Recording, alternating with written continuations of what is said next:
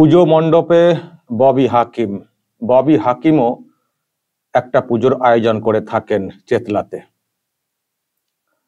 আর এই ববি হাকিমই কি বলেছিলেন ইমাম সাহেবদের ওই প্রোগ্রামটাতে, কি বলেছিলেন দর্শক? আমি তো আপনাদেরকে দেখিয়েছিলাম, আজকে আরো একবার দেখাবো কি বলেছিলেন।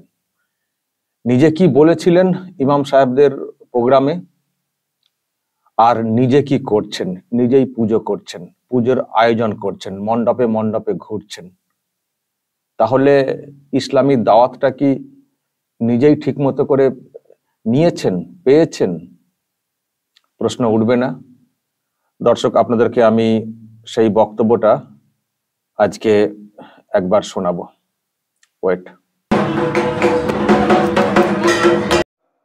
বিশেষ করে ইসলাম ধর্মাবলম্বী মানুষেরা, তারা যদি তেলাওয়াতের সাথে সাথে তার মানে এইটাকে যারা ইসলাম ধর্মাবলম্বী নয় তাদের মধ্যে ছড়াতে হবে। কারণ আমরা নিজেদের, আল্লাহ তাআলার রহমত আমাদের আছে, আমরা জন্মগতভাবে ইসলাম নিয়ে জন্মেছি এবং ইসলাম নিয়ে জন্মার মানে আমাদের রসুল আমাদের জান্নাতের পথ সুদৃঢ় করে দিয়েছে। যদি বড় কোনো অন্যায় না করি তাহলে ইসলাম নিয়ে জন্মানো মানে জান্নাতে পৌঁছে যাবে ইনশাআল্লাহ।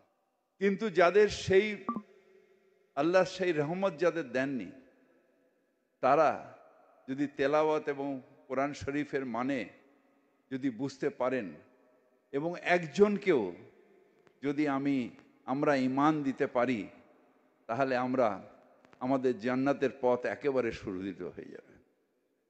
আমরা নিজেরা মুসলিম ঘরে জন্মেছি, মুসলমান ঘরে বড় হয়েছি, আমাদের নামাজ আদব কায়দা সব আমাদের বেশিরভাগই মানুষের জানা।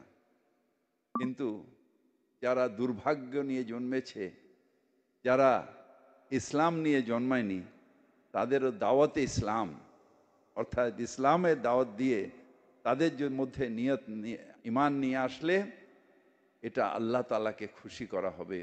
আমাদের ইসলামের রাস্তা।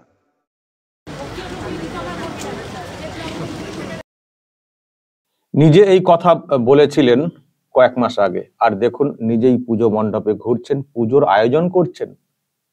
চেতলা, যেখানে ওনার বাড়ি, ওখানে একটা ক্লাব রয়েছে, সেখানে নিজেই উদ্যোক্তা, পুজোর উদ্যোক্তা। তাহলে আপনি তো ওখানে বললেন যারা কোরআনের মানে বুঝবেন, অমক তমক, তো মানে ইসলামের দাওয়াত ইত্যাদি অনেক কথা বললেন। তাহলে আপনি নিজে কি করে পুজোর আয়োজনটা করছেন?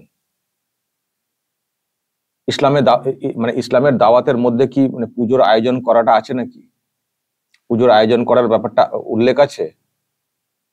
তো নিজে কি করে পুজোর আয়োজন করছেন? নিজে এদিকে পুজোর আয়োজন করবেন, মুখ্যমন্ত্রীর সঙ্গে ফিতে কাটতে যাবেন, মণ্ডপে মণ্ডপে ঘুরবেন, আবার ইসলামিক কোনো মঞ্চে দাঁড়িয়ে ইসলামিক দাওয়াত দেওয়ার কথা বলে তাদের মনে একটা সুড়সুড়ি দেবেন, একটা অন্য রকমের বার্তা দেবেন। দেখো আমরা বা আমার দল কতটা তোমাদের মানে এইটার জন্য ভাবে, আমরা কেমন মন মানসিকতার। এই ভণ্ডামিটা কেন? আমার প্রশ্ন এটাই। যদি আপনি ইসলামের দাওয়াতের কথা বলে থাকতেন এবং সেই মতো যদি মানে আপনি নিজেও যদি সেই মতো করে চলতেন, তাহলে হয়তো এত প্রশ্ন উঠতো না। সেটা আপনার বিশ্বাস, আপনার কাছে আছে, আপনার ব্যাপার, সেটা নিয়ে হয়তো এড়িয়ে যাওয়া যেত। যদিও আপনি তার মধ্যে যে কথাটা বলেছেন, এটা একটা আঘাত দেওয়া কথা বলেছেন, অন্য ধর্মকে আঘাত দেওয়া কথাটা বলেছেন। মানে আপনি একটা মঞ্চে বলেছেন, সেটা রেকর্ড হচ্ছে, সবাই সেটা দেখতে পাচ্ছেন, শুনতে পাচ্ছেন, লাইভ টেলিকাস্টও হয়েছিল। সেখানে আপনি নিজের ধর্মকে সেরা বলে অন্যদেরকে ছোট করেছেন। এটা এইভাবে করা যায় না। আপনার যদি নিজস্ব কোনো বিশ্বাস থাকে, নিজের মধ্যে রাখুন, নিজেদের মধ্যে রাখুন, প্রকাশ্যে মঞ্চে বলবেন, সেটা লাইভ টেলিকাস্ট হবে, অন্য ধর্মের মানুষ শুনবেন। আপনার ধর্মটাই সেরা, অন্যগুলো সব খারাপ, ওদেরকে আনার জন্য, নিজের ধর্মে আনার জন্য দাওয়াত দিতে হবে, এই যে কথাগুলো বলা মানে অন্যদের বিশ্বাসে আঘাত দেওয়া, অন্যদের বিশ্বাসে আঘাত দেওয়া। আপনার যেটা আপনি বলেছেন, এটা যদি আপনার বিশ্বাস হয় বা যদি আমারও বিশ্বাস হয়, আমি এইভাবে প্রকাশ্যে কেন বলতে যাব? মানে আমার বিশ্বাস আমার কাছে, আপনার বিশ্বাস আপনার কাছে, আপনার বিশ্বাস যা থাকবে আপনার কাছে থাকবে, এটা প্রকাশ্যে বলার মতো না। একটা ওপেন মঞ্চে অনেক লোকজন রয়েছেন, হয়তো বলবেন ওখানে তো ইমাম সাহেবরাই ছিলেন অমক তমক, তাহলে এই সব সামনে এলো কোত্থেকে? তাহলে এগুলো সামনে এলো কোত্থেকে? এত ভাইরাল হয়েছিল কি করে? এত ভাইরালটা হয়েছিল কি করে? যদি সত্যি গোপন ব্যাপার ছিল, নিজেদের বিশ্বাস, নিজেদের মধ্যে আলোচনার যদি ব্যাপার থাকতো, তাহলে এটা প্রকাশ্যে এলো কেন? ফলে আপনি ওই রকম বলবেন একটি জায়গাতে, অন্যদেরকে ছোট করবেন, ইত্যাদি করবেন, নিজের ধর্মকে বড় করে প্রজেক্ট করবেন, ইসলামিক দাওয়াত দেওয়ার কথা বলবেন, আর নিজেই পুজো মণ্ডপে চলে যাবেন, পুজোর আয়োজন করবেন। এ কেমন ভণ্ডামি! এ কেমন ভণ্ডামি! আমি দর্শক আরেকটা দেখছিলাম তৃণমূল কংগ্রেসেরই আর একজন, তার আবার মানে বয়ানটা আমি দেখছি আর কি। এই যে কি লিখেছেন উনি, বিশ্বাস কোনো ধর্মের উপর নির্ভর করে না, অষ্টমীতে অঞ্জলি দেব, তারপর ভোগও খাবো।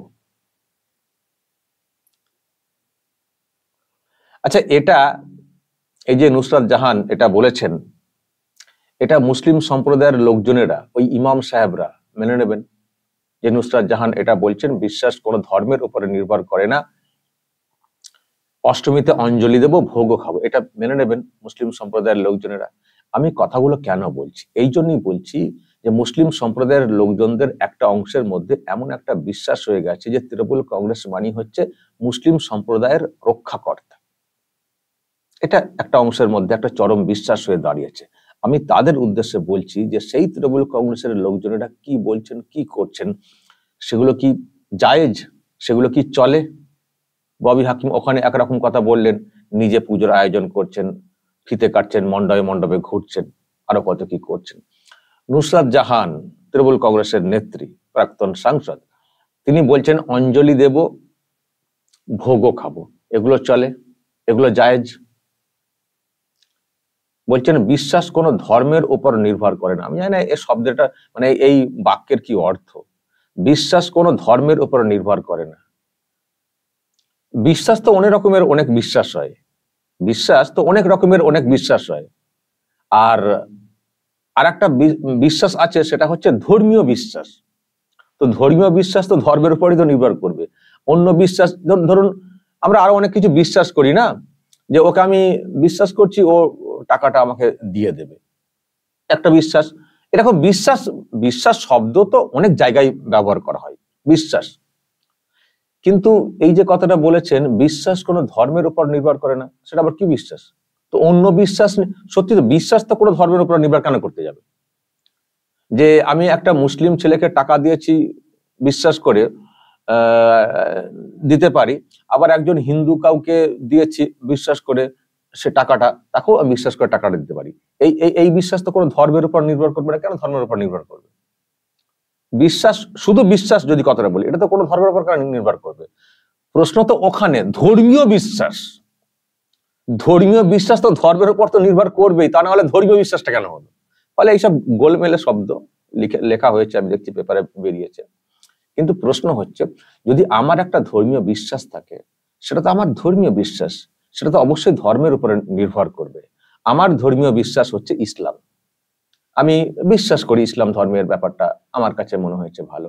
যারা হিন্দু ধর্মীয় বিশ্বাসী, তারা হিন্দু ধর্মটাকে বিশ্বাস করেন, তাদের কাছে মনে হয়েছে ধর্মটা বিশ্বাসযোগ্য, তারা মনে করেছেন। তো এটা তো অবশ্যই। কিন্তু আমি ধর্মের কথা বলবো অথচ বলে বিশ্বাস করে ধর্মের উপর নির্ভর করবে না, তাহলে বলেন আপনার কোনো নিজস্ব কোনো ধর্ম নেই। এরকমও তো অনেকে আছেন যারা কোনো ধর্মই মানেন না, এরকম অনেক মানুষ আছেন, অনেক মানুষ আছেন। সেটাও এক ধরনের ব্যাপার, বিশ্বাস। তারা নির্দিষ্ট কোনো ধর্মীয় মানে বিশ্বাস না, তারা এমনি থাকেন, তা সেটাও একটা বিশ্বাস। তাহলে বলে দিন আপনি যে আমি কোনো ধর্মে এক্স্যাক্টলি বিশ্বাস করি না, ওই সকলকেই মানি আর কি, এটা আমার বিশ্বাস, বলতে পারেন। কিন্তু চাপিয়ে দেওয়া যদি কিছু হয় যে আমি করছি মানে তুমিও করো, তাহলে কিন্তু সেটা খারাপ। আপনার বিশ্বাস আছে, আপনার কাছে রাখুন, আপনি করুন না, আপনি পালন করুন না, কে আপনাকে মানা করতে যাচ্ছে? আর যাই হোক, আমাদের ভারতবর্ষে এরকম জোর জবরদস্তি করে কিছু করা হবে না, আপনি করছেন করুন। কিন্তু সেটাকে দেখিয়ে যদি বলেন যে দেখো আমি কত সম্প্রীতি বজায় রাখছি, আমি কত মানে অসাম্প্রদায়িক, যদি বলেন, এটা ভুল কথা, এটা ভুল কথা। এটা জোর করে নিজেকে দেখানোর চেষ্টা, দেখো আমি কত অসাম্প্রদায়িক। আমি তো মুসলিম। আমি আরেকটা কথা বলি, এই যে তৃণমূল কংগ্রেসের এইসব নেতা নেত্রীরা এইসব করছেন, সেগুলো মুসলিমদের ওই অংশের লোকজনদেরকে খুব ভালো লাগছে। দেখবেন তারা কেউ প্রতিবাদ করে না। যে ইমাম সাহেবদের প্রোগ্রামে ববি হাকিম ওই কথাটা বলেছেন, দেখবেন ইমাম সাহেবরাও এই ববি হাকিমকে কিছু বলবেন না। অদ্ভুত ব্যাপার। কিন্তু শফিকুল ইসলাম কেন রাম মন্দির ওখানে কেন গিয়েছিল, এটা হচ্ছে দোষ। ও হচ্ছে মানে মুসলিম সম্প্রদায়ের কলঙ্ক। রাম মন্দিরে কেন গিয়েছিল? আমি রাম মন্দিরে কি করতে গিয়েছিলাম? আমি রাম মন্দিরে কি করতে গেছিলাম? উদ্বোধন করতে গিয়েছিলাম, অঞ্জলি দিতে গিয়েছিলাম, আয়োজন করতে গিয়েছিলাম। আমি অ্যাজ এ একটা মিডিয়া পার্সন কাভার করতে গিয়েছিলাম। যেমন অন্যান্য জায়গায় কিছু হলে কাভার করা হয়, যেমন ভোট কাভার করতে যায়, অন্যান্য জায়গাতে কাভার করতে গিয়েছিলাম। এবং আমার মনে হয়েছিল ওটা এই মুহূর্তে একটা হট টপিক, মানে নিউজ অ্যাঙ্গেলের দিক দিয়ে এটা করলে মানুষজন দেখবেন, সেই জন্য গিয়েছিলাম। আর আমার যেতে কোনো বাধা নেই, আমি যেতেই পারি। আমার নাম শফিকুল ইসলাম হতে পারে, আমি যেতেই পারি। কারণ ধর্মটা আমার কাছে আমার ধর্মটা আমার কাছে আমার বিশ্বাসের।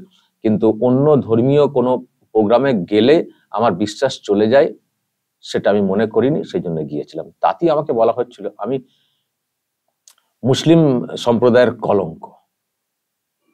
আর এই দেখুন, যারা তৃণমূল কংগ্রেসকে ইসলাম ধর্মের ধারক বাহক হিসেবে ভাবতে শুরু করে দিয়েছেন, তাদের সব নেতা নেত্রীরা ডিরেক্টলি পুজোর সঙ্গে যুক্ত হচ্ছেন, আয়োজন করছেন, কেউ অঞ্জলি দিচ্ছেন, এইসব করছেন। তারা হয়ে গেছেন খাঁটি মুসলিম।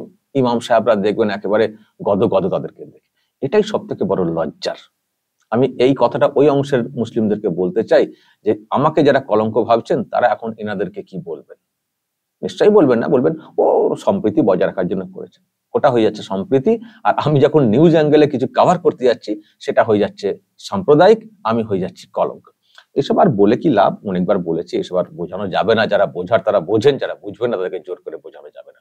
আমি শুধু একটা কথা বলি, এই যে আমি সত্যি হিন্দু সম্প্রদায়ের অনেক প্রোগ্রামে গেছি, সেই সব নিয়ে কভার করেছি।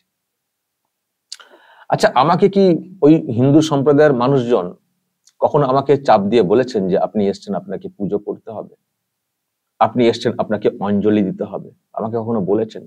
আপনি এসেছেন, আপনাকে এই মন্ত্র পড়তে হবে? আমাকে কখনো বলেছেন?